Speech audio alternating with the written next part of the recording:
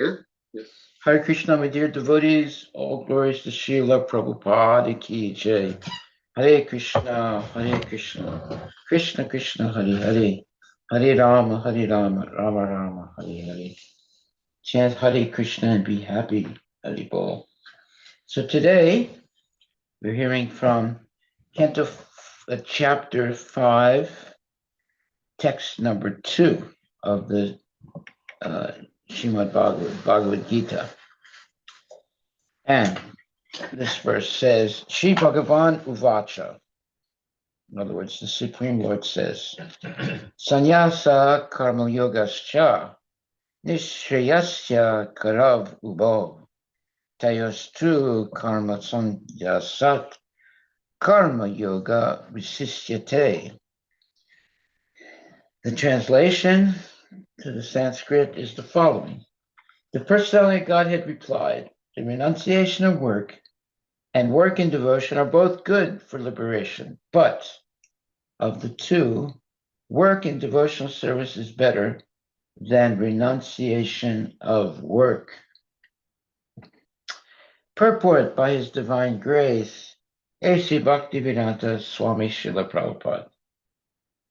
And Prabhupada writes, fruitive activities seeking sense gratification are cause for material bondage. As long as one is engaged in activities aimed at improving the standard of bodily comfort, one is sure to transmigrate to different types of bodies, thereby continuing material bondage perpetually. Srimad Bhagavatam 5.5, 5th chapter, 5th, anyway, 5.5, 4-6 confirms this as follows. And it's Sanskrit is Nunam Pramata Kurute Vikarma Yad Indriya Pritaya Aprinoti Na Sadhu Manye Yata Atmano Yam Asan Apiklesa Das Asa Deha Parabhavas Tavad Abodhajato Yavan Na Jijnas Sutta Atmatatvam Yavat Kriyas Tavad Idam Manovai Karmat Makam Yena Saridar Bandaha Evam Mana Karma Vasam Prayukte Avidyayat Mani Upadya Mane Prityir Na Yavam Mayi Vasudeve Na Muchate Deha Yogena Stavat. People are mad after sense gratification, and they do not know that this present body, which is full of miseries, is a result of one's fruitive activities in the past. Although this body is temporary, it is always giving one trouble in many ways. Therefore, to act for sense gratification is not good. One is considered to be a failure in life as long as he makes no inquiry about his real identity. As long as he does not know his real identity, he has to work for fruitive results for sense gratification. And as long as one is engrossed in the consciousness of sense gratification, one has to transmigrate from one body to another. Although the mind may be engrossed in fruitive activities and influenced by ignorance, one must develop a love for devotional service to Vasudeva, meaning Krishna. Only then can one have the opportunity to get out of the bondage of material existence. Therefore, jnana, or knowledge, that one is not this material body, but spirit soul, is not sufficient for liberation. One has to act in the status of spirit soul. Otherwise, there is no escape from material bondage. Action in Krishna consciousness is not, however, action on the fruitive platform. Activities performed in full knowledge strengthen one's advancement in real knowledge. Without Krishna consciousness, mere renunciation of fruitive activities does not actually purify the heart of a conditioned soul. As long as the heart is not purified, one has to work on the fruitive platform. But action in Krishna consciousness automatically helps one escape the result of fruitive actions so that one need not descend to the material platform. Therefore, action in Krishna consciousness is always superior to renunciation, which always entails a risk of falling. Renunciation without Krishna consciousness is incomplete, as is confirmed by Srila Rupa Goswami in his Bhakti Rasamrita Sindhu 1.2.258. Prapanchikataya buddhaya hari sambandhi vastuna mumukshu bihi parityago vairagyam falgukatyate. When persons eager to achieve liberation renounce things related to the Supreme Personality Godhead, thinking them to be material, their renunciation is called incomplete. That's the quote of the verse. Renunciation is complete when it is in the knowledge that everything in existence belongs to the Lord and that no one should claim proprietorship over anything. One should understand that factually, nothing belongs to anyone. Then, where is the question of renunciation? That's a very good point. If someone says, I'm very renounced, you can say, but how can you be renounced? Everything belongs to Krishna. One who knows that everything is Krishna's property is always situated in renunciation. Since everything belongs to Krishna, everything should be employed in the service of Krishna. This perfect form of action in Krishna consciousness is far better than any amount of artificial renunciation by a sannyasi of the Mayavadi school. Oh, well, it's wonderful purport and explanation. And there's three verses. I read the translation, but the verses in Sanskrit are very nice.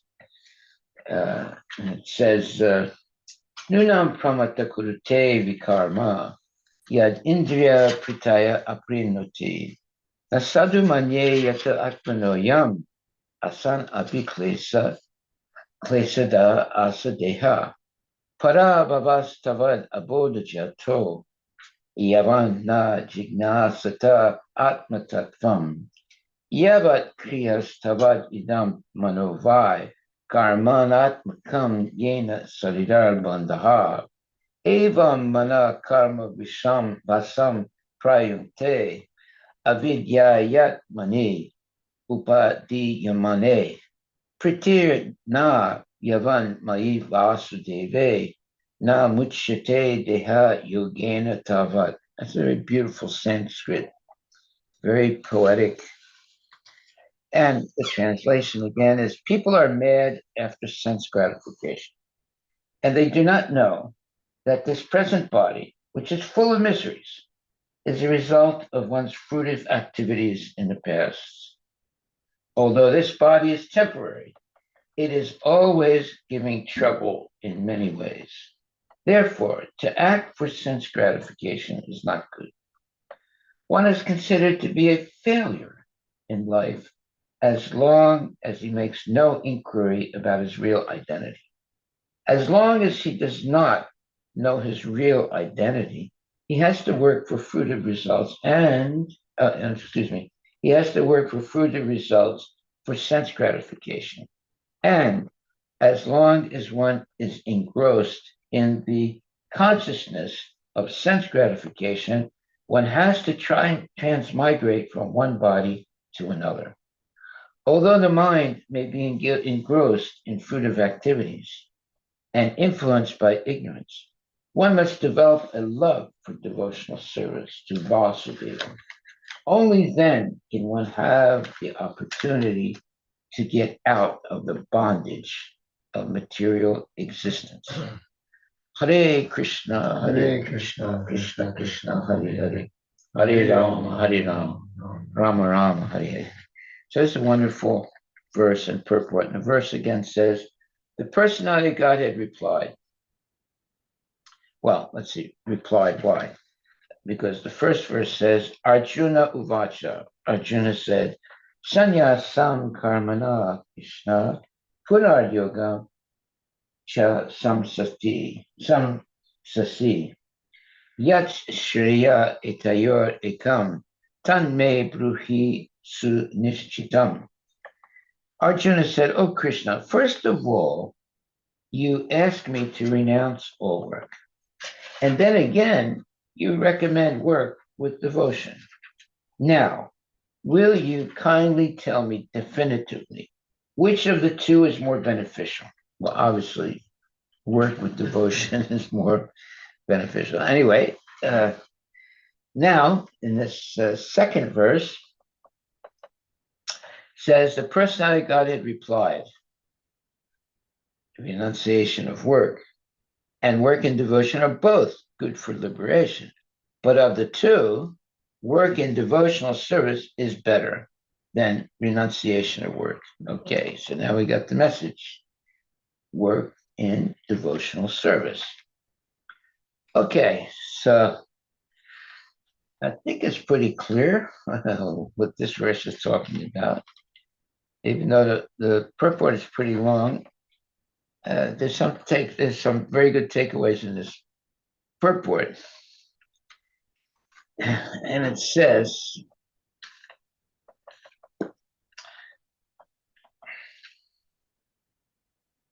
without Krishna consciousness, mere renunciation of fruitive activities does not actually purify the heart of a conditioned soul.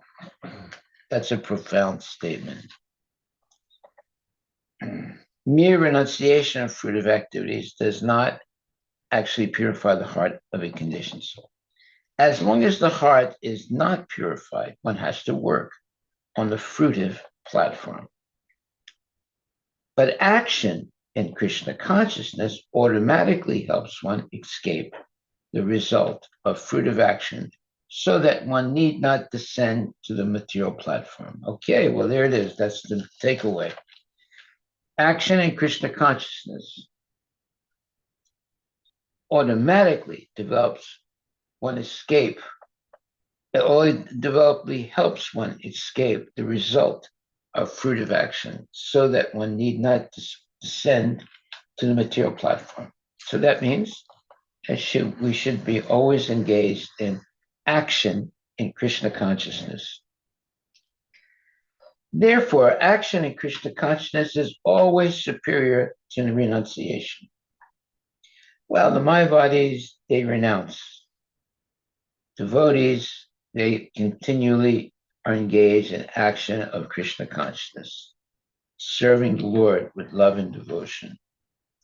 Therefore, action in Krishna consciousness is always superior to renunciation, which always entails a risk of falling. Renunciation without Krishna consciousness is incomplete. As is confirmed by Srila Rupa Goswami in his Bhakti Rasamrita Sindhu 1.2.258. Prapanchikataya buddhya harisambandhu vastuna mamukshubhihi parityago vairagyam faldukatyate. When a person's eager to achieve liberation,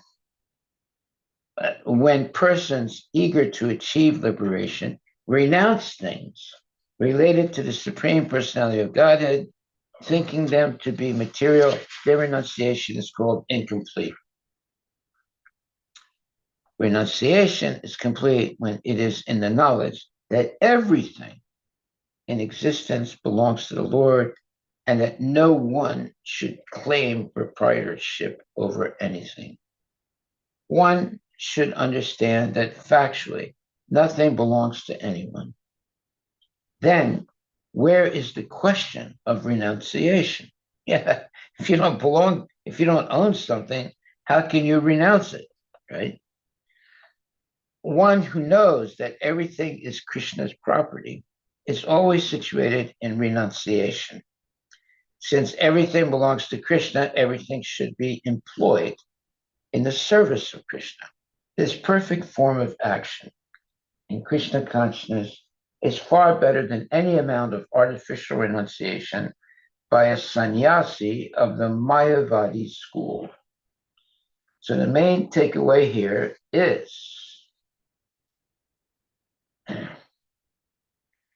one who knows that everything is Krishna's property is always situated in renunciation. Since everything belongs to Krishna, everything should be employed in the service of Krishna. There it is.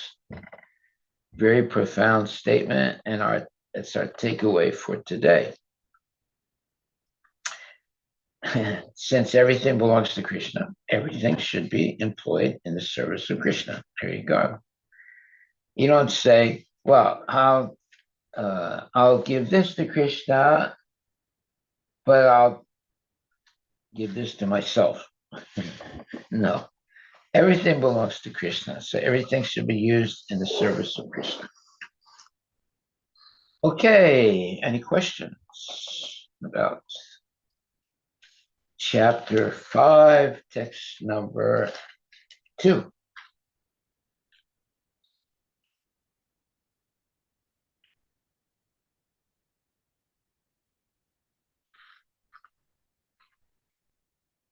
Any questions from outside? Okay. All right, no questions. And we will proceed to verse number 3. Yeah. Cheya sa nitya sannyasi yona dvesti nakankshati nirdvandvo hi mahabaho sukam bandhat pramuchyate. This is chapter 5, text number 3. One who neither hates nor desires the fruits of his activities is known to be always renounced. Such a person, free from all dualities, easily overcomes material bondage and is completely liberated. Almighty armed Arjuna. Now, this is a very, very profound verse. Let's hear what it says, what Prabhupada says in the purport. One who is fully in Krishna consciousness is always a renouncer because he feels neither hatred nor desire for the results of his actions. Such a renouncer, dedicated to the transcendental loving service of the Lord, is fully qualified in knowledge because he knows his constitutional position in his relationship with Krishna. He knows fully well that Krishna is the whole and that he is part and parcel of Krishna. Such knowledge is perfect because it is qualitatively and quantitatively correct. The concept of oneness with Krishna is incorrect because the part cannot be equal to the whole. Knowledge that one is one in quality, yet different in quantity, is correct transcendental knowledge, leading one to become full in himself, having nothing to aspire to or lament over. There is no duality in his mind because whatever he does for Krishna. That's a very important statement. Duality means, oh, should I do this or should I do that? Should I read this book or read that book? Should I marry this person or marry that person? Should I follow Krishna consciousness or follow something else. It's all dualities. But here it says there's no duality in his mind, because whatever he does for Krishna. Being thus freed from the platform of dualities, he is liberated, even in this material world. And that is very, very profound statements. To someone who's a genuine devotee, he's never disturbed by duality. Should I do this? Should I do that? He only does whatever is favorable for Krishna. Right? And therefore it says, Anukulyasya sankalpa pratikulyasya varjanam. Rakshisya ititi vishvaso gotritve varanam tata. Atmanik karpanye shadvida sharanagati. It says, Anukulyasya sankalpa. One should only desire in accordance with the desire of God. Whatever Krishna wants, that should be our desire. Pratikulyasya varjanam. Reject what is not in favor of devotional service. So in other words, only do things that are favorable to Krishna. Renounce everything that's not favorable for Krishna. Number 3, Rakshisya ititi vishvaso. The faith that one should have faith that God will surely protect me. So one should have faith that God will always protect his devotee. Number 4, gotritve varanam tata. Maintain an attitude of gratitude toward Krishna. Yeah, you should always be feeling gratitude toward Krishna. Number 5, atmanik sepa. See everything we possess as belonging to Krishna. And number 6, karpanye. Give up the pride of having surrendered. Yeah, we shouldn't be proud just because we surrendered to the Lord. We should be more humble, more meek, more dedicated. So the first 2 aspects say, do what is agreeable to God and don't do what is not agreeable to God. Okay. How do we know what is agreeable and what is disagreeable to God or Krishna? In the Bhagavad Gita, Krishna has given a number of directions for this. You can read in the article titled Deciding Between Right and Wrong According to Bhagavad Gita. A detailed discussion with reference to the verses are given in that article. To summarize it, the following says, follow virtues like truthfulness, nonviolence, self-control, humility, forbearance, cheerfulness, cleanliness, silence, helpfulness. Emulate the character of virtuous people. It also advises leaders of the society to conduct themselves in such a way that can be emulated. And they shouldn't do things that are impossible to follow. They should do things that are easy to follow in Krishna consciousness. Do unto others what you would like others to do unto you. That's the materialistic, it's the golden rule. Behave in such a way that we will not be afraid or ashamed in front of God. And that's a very nice one. Judge an action by whether it is elevating up or dragging down the mind. That's another very good one. In other words, before we act, we should think, is this going to drag me down? Or is this going to elevate me in Krishna consciousness? Seek the greatest welfare of maximum number of people. Okay. Prefer long-term well-being than short-term pleasure in any situation. So in the 12th chapter or so, in the, I think it's Bhagavad Gita, Krishna also gives a list of virtues, behaviors, and attitudes that his devotees must have. He clearly says that such a person is dear to him follows if he follows the following things. Well, okay, following what we just read.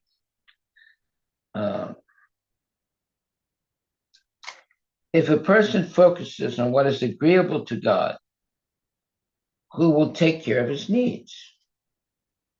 The verse says, have faith and gratitude that God or Krishna protects you and provides your needs. Krishna mentions this in several verses in the Gita, like Anya Achintayo Mam Tam Eva Saranam Gacha Name Bhakta Panasyati Nahi Kalyanakrit. In other words, Krishna is saying that if you are surrendered to him, he will protect you always. Then why should people suffer in life? God wants us to remember him. If we remember, Krishna wants us to remember him. If we remember Krishna all the time and never forget Krishna, then during times of trouble, if we remember him only during times of trouble, that is what we will get. In other words, we get trouble. If we remember him in gratitude for all the good things, that is what we will get. Also, we don't know what is good for our spiritual growth. God provides the right situation in life that is best for our spiritual growth. What is good for our spiritual growth may or may not result in material prosperity. God focuses on our spiritual growth only. In some situations, we may not understand how and why it is needed for our spiritual growth. We will always be able to connect the dots in retrospective. So in the current situation, we need faith. The last two aspects ask us to always remember that nothing belongs to us.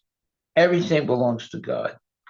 Everything that we may claim to be ours, relatives, friends, wealth, body, mind, intellect, skills, achievements, character, knowledge, etc., all belong to God alone. They all have been given to us to serve God in the form of the living beings in the world. They can be taken away anytime. This is mentioned in the Gita in several verses, like Prakriti Kriyamanani, Yad Aham Karam Asrikya, Brahm Ayam Sarvabhutani, Maya Adyakshena, and Tapami Aham. Keeping this in mind, we need to be humble. If we live in God-centered life based on the six aspects above, we will have peace. Well, what are the six aspects above? Follow virtues like truthfulness, nonviolence, self-control, humility, forbearance, cheerfulness, cleanliness, silence, helpfulness. Emulate the character of virtuous people. And also, we should follow the example of leaders of society to conduct and follow their example. And we should do unto others that we would like others to do unto us. Okay. So that's 3. 4. Behave in such a way that we will not be afraid or ashamed in front of God. Then, judge an action by whether it is elevating us or dragging down the mind.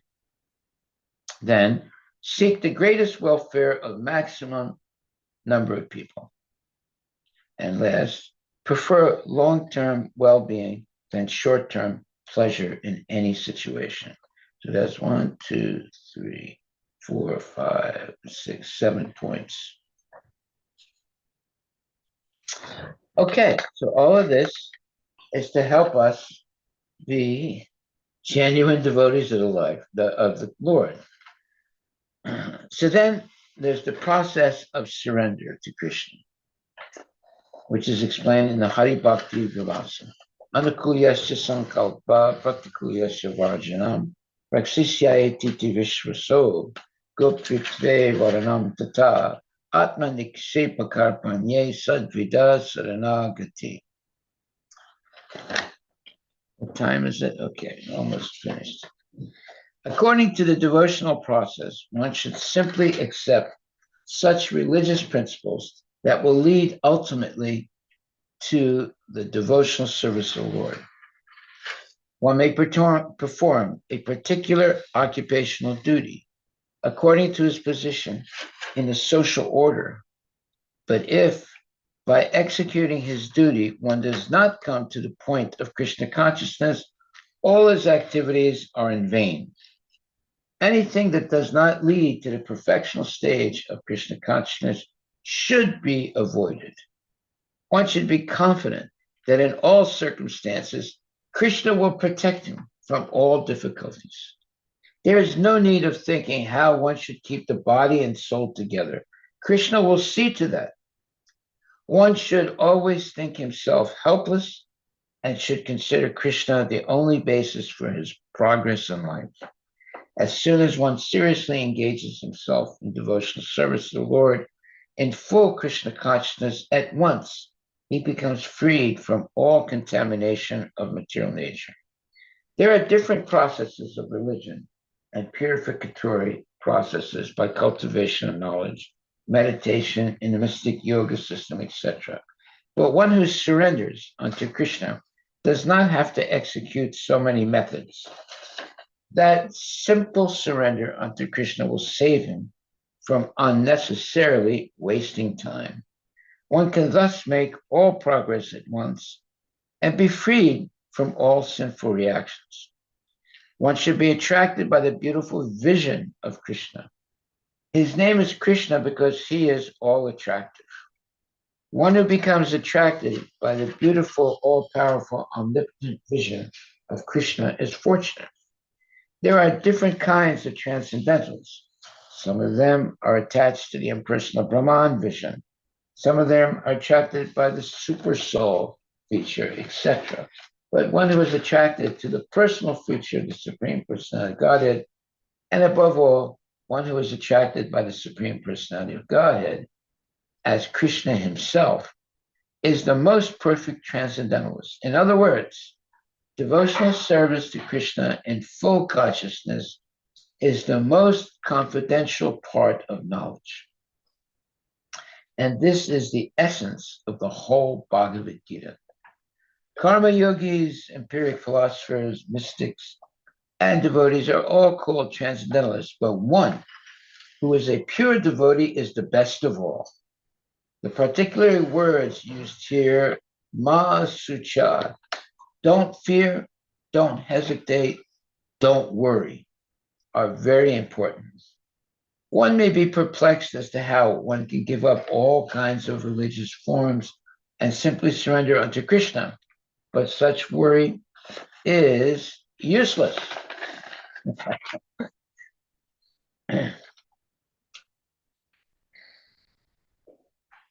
Okay, well, we'll save some of this for tomorrow. Okay, any questions? There is one online. Maharaj, I had a question. Yes. Dhanvat Pranams, thank you for the wonderful class, Maharaj. This part where, it's said that do what is agreeable to Krishna and don't do what is not agreeable. and I like all the characteristics that are mentioned. One of them is, be silent. So sometimes I write on my flashcard, be silent, because I talk a lot. But sometimes I feel that, like when a lot is happening in your life at work front or at home, you don't have that list that we have, that, that you should do all this. So at that time, if we've been chanting, doing service, following the principles, do you think Krishna internally, as like the super soul, will instruct us that, okay, say this, do this is agreeable to me, this is not agreeable to me, like our internal hardwiring gets fixed? How do what? Like our internally itself, we'll hear a voice, like how Krishna is in the super soul within us. He will tell us what is agreeable and what is not agreeable if we are not able to think of that list instantly to do what is agreeable.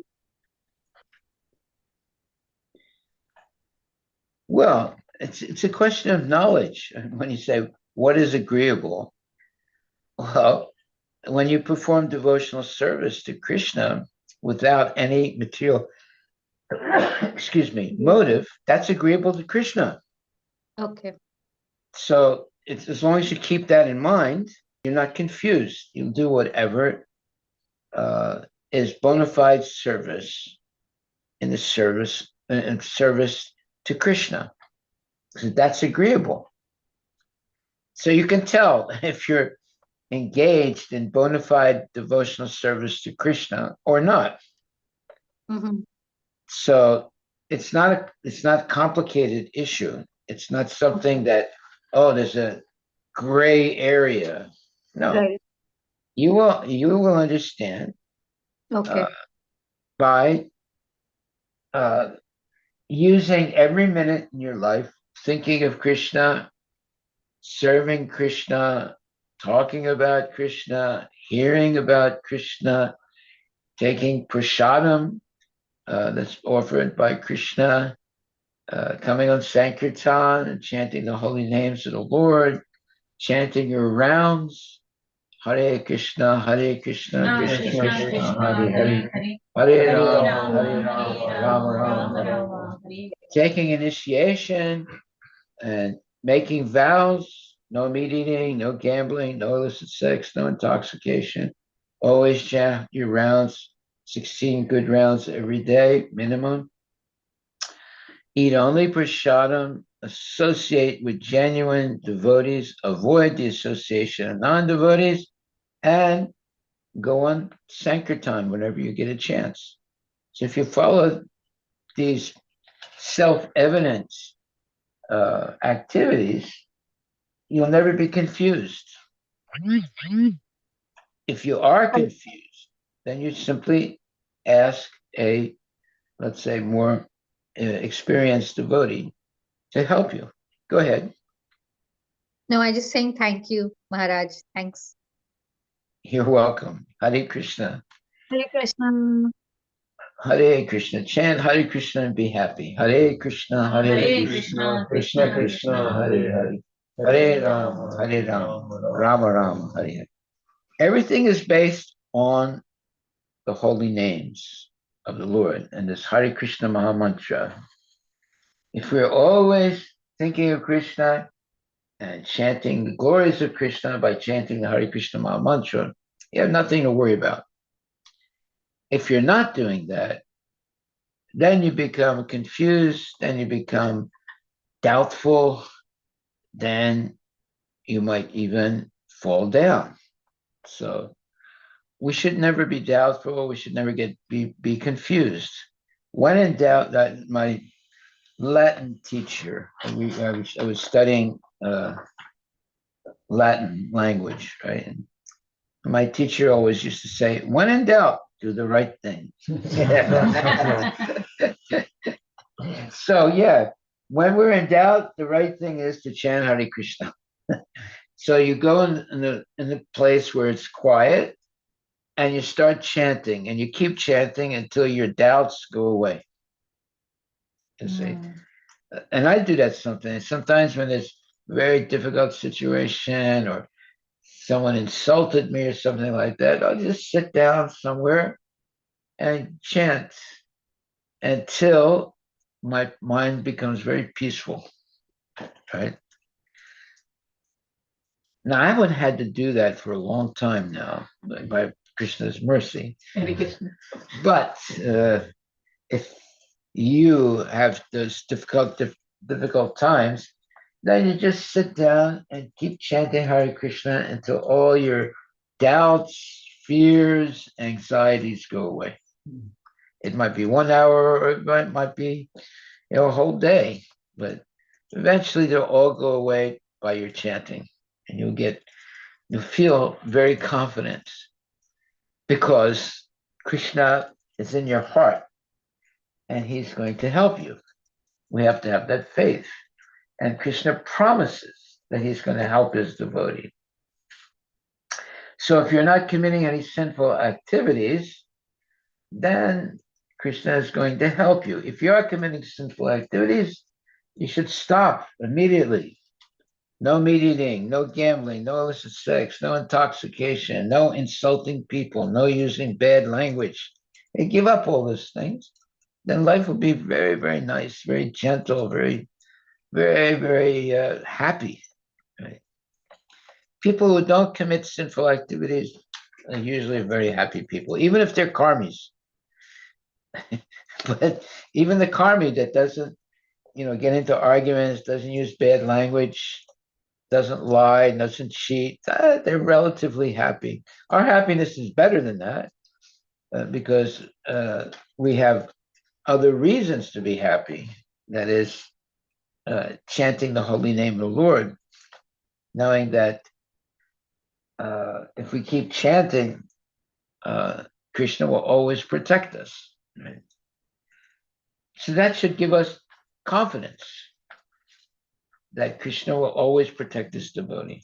So if you're always chanting Hare Krishna, that means Krishna is going to protect you. So you have nothing to worry about. Okay, so I think we'll stop there unless there are other questions.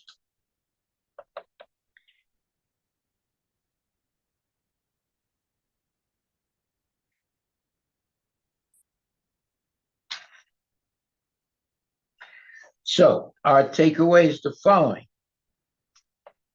There's no duality in the mind of a devotee because whatever he does for Krishna only.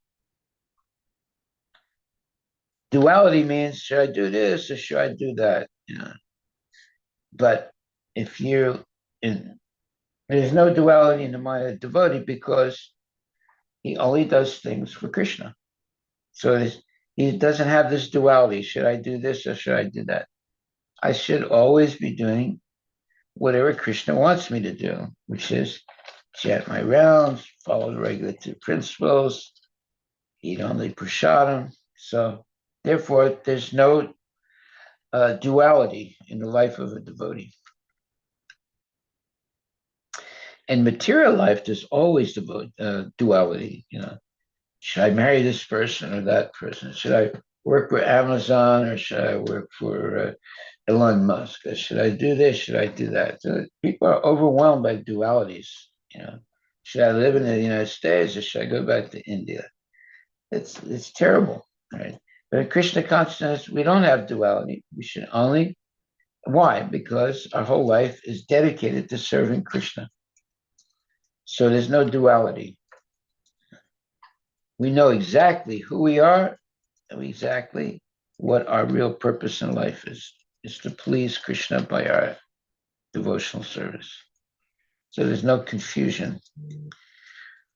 Okay, so we should always ask ourselves before we do something, is this something that Krishna and Prabhupada accept, or is it not acceptable? If it's not acceptable, then we shouldn't do it. Right? We should ask that question. And if we can't answer that question, then you should ask a more experienced devotee. Thank you very much. Hare Krishna. All glories to Srila Prabhupada Ki Jai. Chant Hare Krishna and be happy. Hare Krishna Maharaj. Hare Krishna. Can you Krishna Hare Hare. Hare Ram, Hare Ram, Rama Rama, Hare Hare. Hello? Oh, can you hear me? Yes, we can hear you. Can I ask a question, Maharaj? Go right ahead, please. Okay. I wanted to ask the commies that are in Maya that don't lie and don't steal and don't cheat and they're always happy. Are they in the mode of goodness? Well, they're in the mundane mode of goodness, yes. They're not in the transcendental mode of goodness, but they're in the mundane mode of goodness. Okay. Why do I say that? Well, do they eat meat? Do they drink wine sometimes? Yeah, they do. Do they engage in sexual activities sometimes? So, therefore, they don't have all the knowledge. They have pieces of of pure knowledge, but not all the pieces. So they're still committing sins without knowing it. But they have some good qualities. So that means with a little bit of knowledge, they could become good devotees. Much easier than someone who has very bad habits, right? So they're on let's say, the cusp of becoming good devotees if they come in contact with genuine devotees, right? But staying just like that, they will not really be liberated from the cycle of birth and death. But at least they have a relatively good life. But that's not enough to go back to Godhead.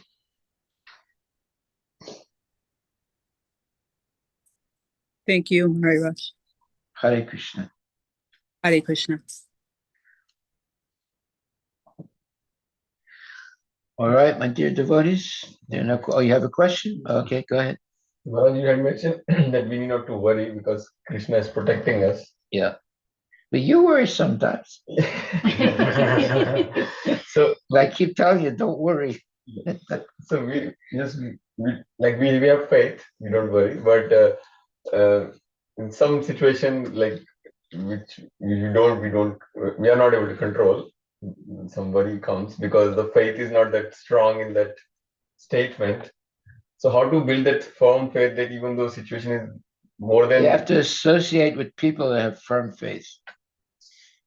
If you associate with people who don't have firm faith, then you won't have it. But if you associate with people, or at least one person that has complete faith in Krishna, then, that's just like I have complete faith in Prabhupada, right? So as long as you have one person that you can trust and you have complete firm faith in, that means that you will also be able to maintain faith. But then you need that one person, though. Now, there might be more people also, but there has to be at least one person that you absolutely trust. That's not only someone who's in the mode of goodness. It's got to be someone who's a genuine devotee. Okay? Then that'll be, let's say, your Insurance. person that helps you maintain your Krishna consciousness for the rest of your life. Haribol. All glories to Srila Prabhupada. Thank you very much, my dear devotees. And our takeaway is it says, knowledge that one is one in quality, yet different in quantity, is correct transcendental knowledge, leading one to become full in himself, having nothing to aspire to or lament over. There is no duality in his mind because whatever he does for Krishna. Being thus freed from the platform of dualities, he is liberated even in this material world. Isn't that a nice statement? Yes. Very nice statement. And that's in verse number 3 of the 5th chapter of Bhagavad Gita. Okay, well, let's have a very good evening meditating on such nice things that we heard tonight from Prabhupada's purports. Hare Krishna, Hare Krishna, Krishna Krishna, Hare Hare. Hare Rama, Hare Rama, Rama Rama, Hare Hare. See, it's very easy to preach if you simply repeat what Prabhupada says. So you don't have to make anything up. You know? And I'm not making anything. I just read whatever Prabhupada says. I'm basically just reading. I'm not, coming up with my own theories. So that's the way we should be. We should simply learn to repeat what Prabhupada has said. Then we don't make any mistakes. Hare Krishna. All glory to Prabhupada.